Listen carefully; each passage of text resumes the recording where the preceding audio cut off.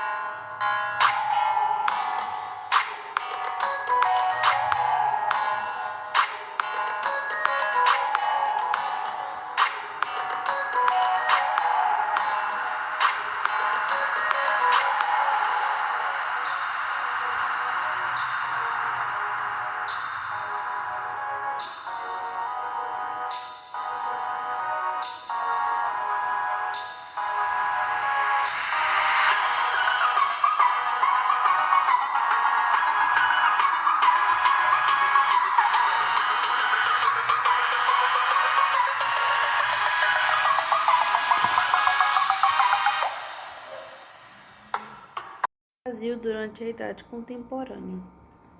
Bom, na Idade Contemporânea, o Brasil ele passou por inúmeras transformações. De colônia, o país passou a ser uma nação independente, primeiro como uma monarquia e depois como uma república. No início desta idade, apesar de territorialmente existir uma nação chamada Brasil, o sentimento de identidade nacional não existia ainda. Tanto que no ano em que a Idade Contemporânea iniciou-se, o Brasil presenciou a Inconfidência Mineira, movimento de caráter separatista e republicano. O separatismo desse movimento era limitado e a noção de identidade era restrita a Minas Gerais.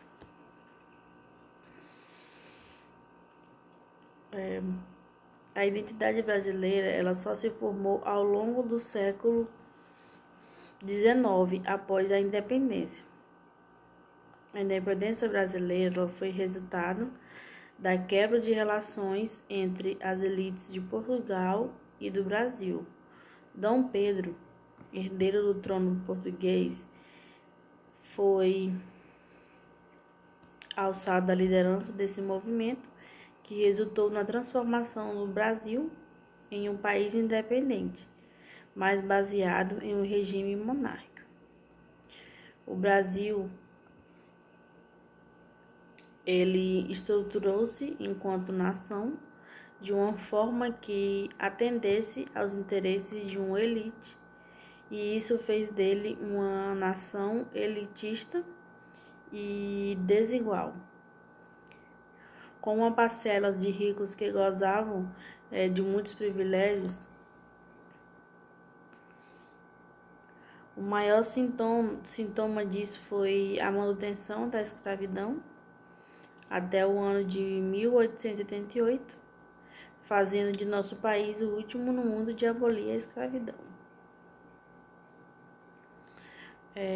Outra característica marcante do Brasil foi o autoritarismo, presente no nosso país de várias formas.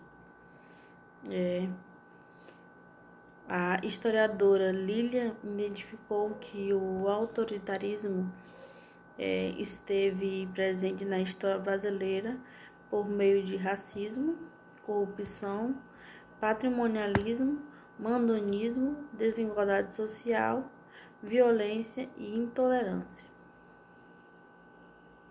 Bom, exemplos não faltam, pois a história brasileira é marcada por momentos autoritários, a começar pelo primeiro reinado e por toda a história da monarquia brasileira. A república, no entanto, ela não fica atrás nessa questão, porque uma vez que a primeira república e a era Vargas e a ditadura militar, elas tiveram fortes elementos autoritários.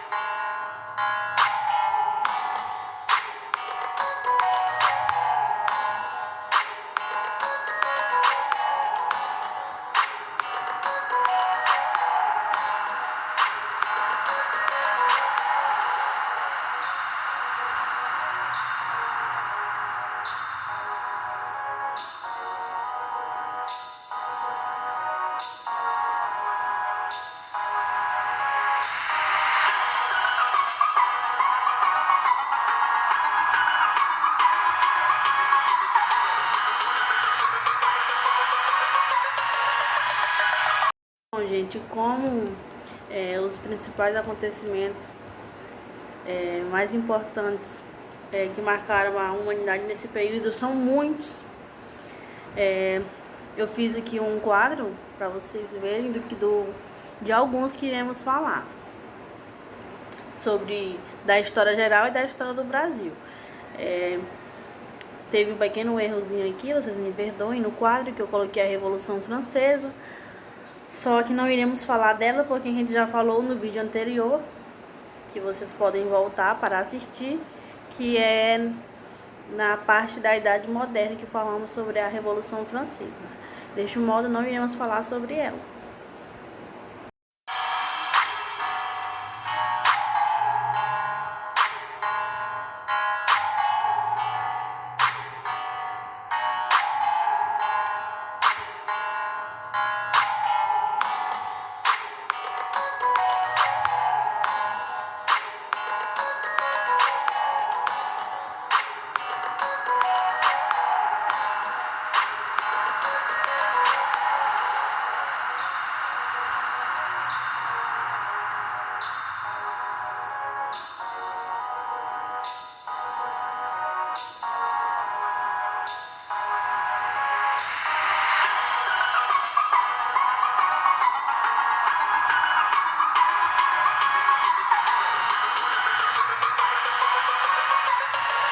Bom, a gente vai começar falando da história geral, os acontecimentos importantes. Depois vamos passar para a história do Brasil. A gente vamos começar falando da Era Napoleônica. Ela ocorreu de 1799 a 1815 e ela inicia-se com o golpe do 18 de Brumário e termina com a derrota de Napoleão Bonaparte na Batalha de... Ai, gente, como é o nome? Waterloo. Me perdoe, gente, se eu estiver errado.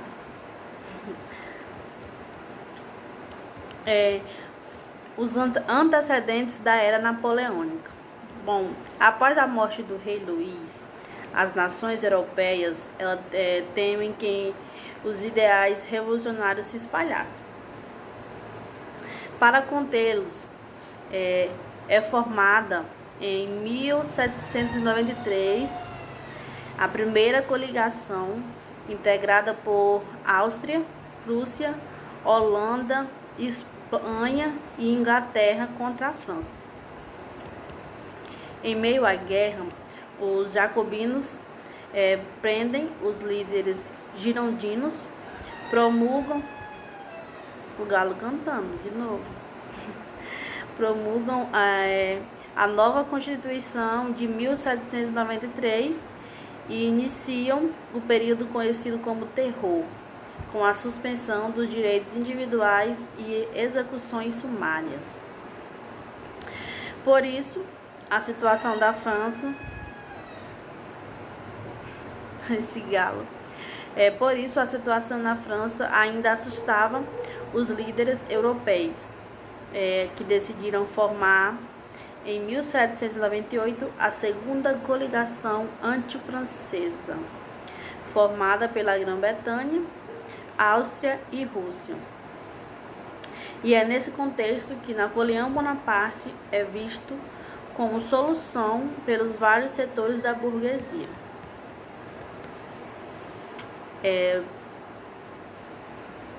As fases da Era Napoleônica. Elas podem ser divididas nas seguintes fases. No consulado, no Império Napoleônico e no governo dos 100 dias. Vamos falar mais a seguir sobre o que foi o golpe do 18 de Brumário e o consulado. Ele foi planejado pelo... Ai, gente, o nome desse nome é difícil. Abade Sieyès. Eu acho que é assim que se fala. E por Napoleão Bonaparte.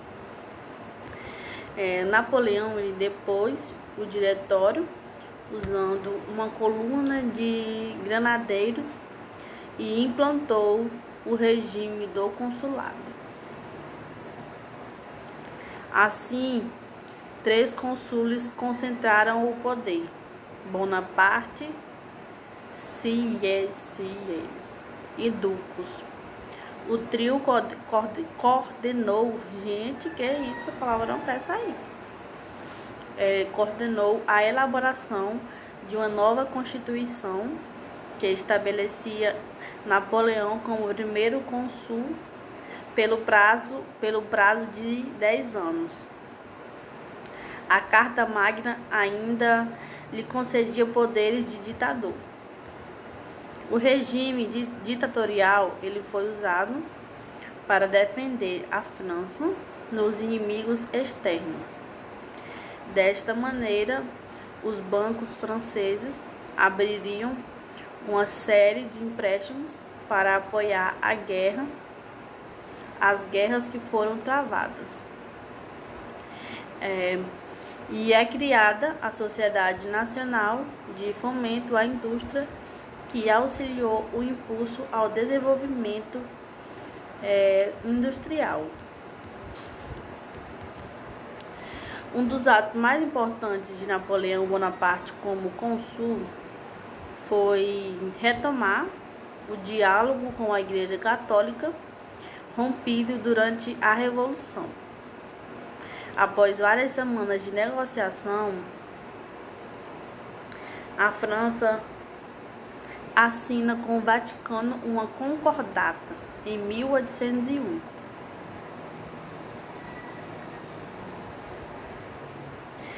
Nesse tratado, a Igreja renunciava e reivindicava as propriedades eclesiásticas que haviam sido confiscadas pelos revolucionários, e por outro lado, o governo teria o poder de nomear bispo e o clero seria pago pelo Estado.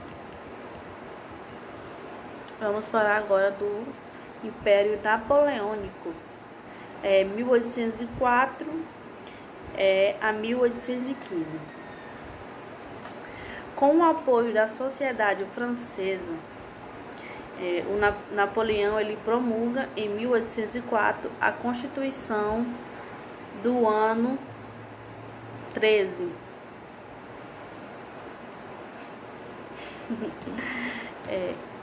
Do ano 12, gente, perdão, o ano 12. Esta prevê a substituição do regime consular pela monarquia e inaugura o Império Francês. Bonaparte consegue a aprovação desta Carta Magna em Ai, gente, tem umas palavras que não saem. Plebiscito. Isso foi. Em 1804, o Napoleão recebe o título de Napoleão I, imperador dos franceses. A fim de inaugurar uma nova era, a cerimônia ocorreu em Paris, na Catedral de Notre-Dame, e não em Reims, onde eram tradicionalmente coroados os monarcas franceses. A coroação ocorreu em meio à Guerra da França, com a terceira coligação antifrancesa, formada em 1803 pela Grã-Bretanha, Rússia e Austrália. E em 1804 é instituído o Código Civil Napoleônico, que institucionaliza as transformações da Revolução Francesa. Com o novo código, Napoleão garante o apoio da burguesia, do exército e dos camponeses. O Código Civil ele estabelecia a igualdade perante a lei e a garantia do direito de propriedade e ratificava a reforma agrária ocorrida na Revolução Francesa. E também assegurava a separação entre a Igreja e o Estado e eliminava os privilégios feudais. A Primeira Guerra Napoleônica ela ocorreu contra a Segunda Coligação, formada em 1798 pela Grã-Bretanha, Rússia, Austrália, Portugal, Império Otomano e Reino de Nápoles. Por embaraço diplomático, a Rússia saiu desta coligação. Em 1800, a França derrota a Austrália na Batalha de Marengo. E em 1802, a Grã-Bretanha e a França assinam a Paz de Amiens. A guerra, contudo, ela levou a França à crise financeira, o que foi amenizado com a criação do banco na França. O banco exercia o controle da emissão de papel moeda, contribuindo para reduzir a inflação. A França, tendo a Espanha como aliada, derrotou as tropas da Austrália e da Rússia nas batalhas de Yum e Austerlitz. Meu Deus, que nomes são esses? Na Batalha de Trafalgar, pelo mar. E com tudo isso, as tropas francesas e espanholas foram dizimadas pelos britânicos. Em 1806, o imperador Napoleão derrotou o Sacro Império Romano Germânico e cria a Confederação do Reno, que reunia a maioria dos estados alemães e se autoproclamou protetor desse estado. Diante desta vitória, Grã-Bretanha, Rússia e Prússia formam a quarta coligação.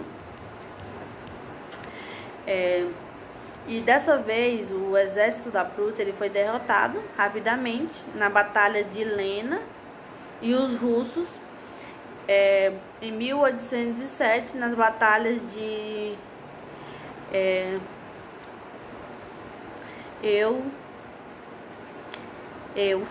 Eylau e Friedland. Por conta dessas últimas batalhas, foi assinado o Tratado de Tilsit neste mesmo ano, na qual os russos tornaram-se aliados dos franceses. Gente, eu mesmo depois morri de mim quando eu for assistir esses vídeos falando essas palavras, porque tenho quase certeza que eu estou pronunciando esses nomes errados. Vocês vão perdoando aí. Com a derrota da quarta coligação, Napoleão Bonaparte tornou-se o grande senhor da Europa continental. E para administrar tantos territórios, alguns foram entregues a seus familiares. Os seus irmãos José, Luís e Jeronimo foram coroados reis de Nápoles, Holanda e Westfalia. Já suas irmãs Elisa, Carolina e Pauline reuniram sob territórios na Península Itálica. As vitórias bélicas de Napoleão no continente europeu, elas não atingiram o comércio interior da Inglaterra, que possuía uma excelente esquadra.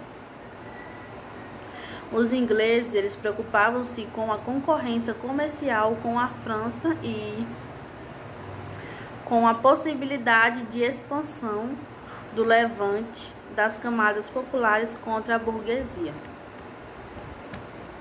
A França, por sua vez, ela precisava consolidar os mercados consumidores na Europa sob o domínio inglês, como maneira de enfraquecer a Grã-Bretanha. O Napoleão ele impõe o bloqueio continental, proibindo os países europeus de comprarem produtos britânicos. A esquadra britânica, contudo, ela consegue comercializar produtos com o continente americano e impedia negócios desses com a França. Já os países europeus, eles pressionavam para conseguir exportar seus produtos primários e obter os manufaturados produzidos na Inglaterra. E a situação ela culminou com o rompimento de acordos comerciais e em 1809 forma-se a Quinta Coligação, integrada pela Grã-Bretanha e Austrália. Os russos eles também romperam o acordo com a França e foram invadidos, mas o exército francês sucumbiu ao inverno. Dos 450 mil homens que marcharam em direção à Rússia, 150 mil permaneceram na base de apoio na Polônia. Mas somente 30 mil daqueles que invadiram o país sobreviveram. Com o fracasso da campanha napoleônica na Rússia, formou-se a Sexta Coligação em 1813 e uniram-se contra a França, a Prússia, a Austrália e Grã-Bretanha. E em março daquele ano, Napoleão Bonaparte é derrotado na batalha de mais um nominho complicado, Leipzig. E um ano depois, os exércitos dos aliados da Sexta Coligação tomaram Paris. O governo dos 100 dias, 1815. Com o apoio dos 1.000 homens que integravam a sua guarda pessoal, o Napoleão Bonaparte ele deixa a ilha de Elba e avança em direção a Paris. E essa resistência ela foi inútil, pois o batalhão enviado por Luís recusava-se a aprisioná-lo. E com o apoio dos soldados, Napoleão toma Paris e inicia o chamado Governo dos 100 Dias. Já Luís foge para a Bélgica. As nações vencedoras elas se reúnem no Congresso de Viena para discutir como seria a Europa após as guerras compreendidas por Napoleão. Este foi enviado para a ilha de Elba e o rei tem-se início o Terror Branco, onde a aristocracia e o alto clero voltam à cena política e aproveitam para se vingarem dos republicanos. E é exigida a devolução das terras confiscadas pelos camponeses durante a Revolução. Por isso começam as revoltas, massacres e perseguições. E para encerrarmos aqui a era napoleônica, o Congresso de Viena. Com a Batalha de Waterloo, chega ao fim a era napoleônica e começa a tentativa de restauração do antigo regime por meio do Congresso de Viena. Olha o galinho cantando de novo. E o Congresso instituiu uma política de compensações, de onde foi que eu tirei compreensão, territoriais para as nações vencedoras e a equivalência de forças entre as nações europeias.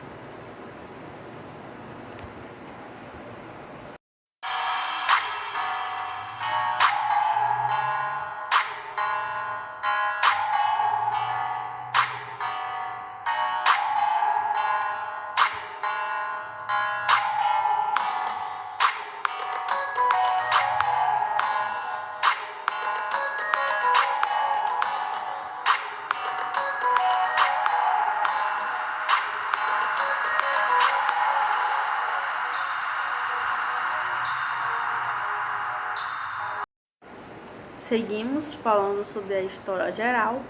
Agora vamos falar sobre o neocolonialismo. Denomina-se neocolonialismo o processo de dominação política e econômica instituído pelas potências capitalistas emergentes, que é o Reino Unido, Arábia e Bélgica, Estados Unidos, Prússia, França e Itália. Ao mesmo tempo em que o capitalismo industrial foi desbaratado pelo capitalismo financeiro, na Europa e nos Estados Unidos, um crescimento muito grande da indústria também gerou um excedente de produções sem precedentes. E desta forma, o aumento dos parques industriais e a capitalização fizeram com que aquelas potências buscassem o alargamento de seus mercados e procurassem matéria-prima disponíveis a baixo custo, e por esse motivo almejavam fazer das áreas dominadas em grandes mercados de consumo de seus produtos industrializados e, ao mesmo tempo, polos de fornecimento de matéria-prima.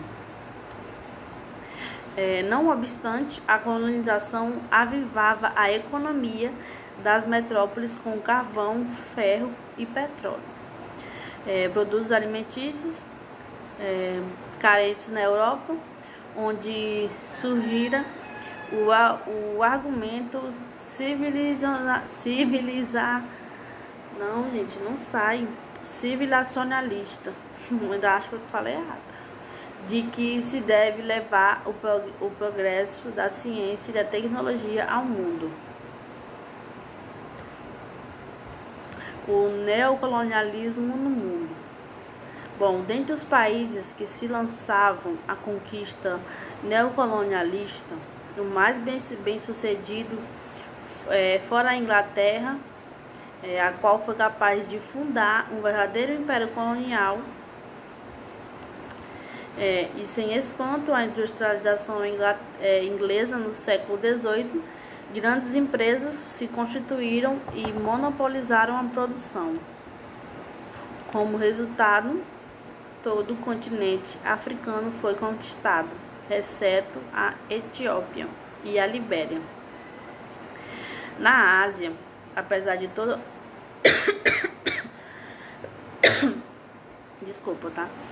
Apesar de toda resistência, não foi diferente. A abertura dos mercados chineses teve seu início com a Guerra do Ópio e terminou com o Tratado de Pequim, responsável por abrir 11 outros chineses, bem como aumentar as vantagens dos comerciantes estrangeiros. O Japão impediu durante séculos a presença estrangeira em seus territórios. Contudo, isso, na segunda metade do século XIV, as tropas dos Estados Unidos forçam a abertura econômica japonesa, tal qual ocorrerá no caso chinês, e por fim, somente no século XX, que as colônias conseguiram suas independências. Algumas ainda na década de 1970, e em todas estas ex-colônias pode-se encontrar sérios problemas sociais e econômicos.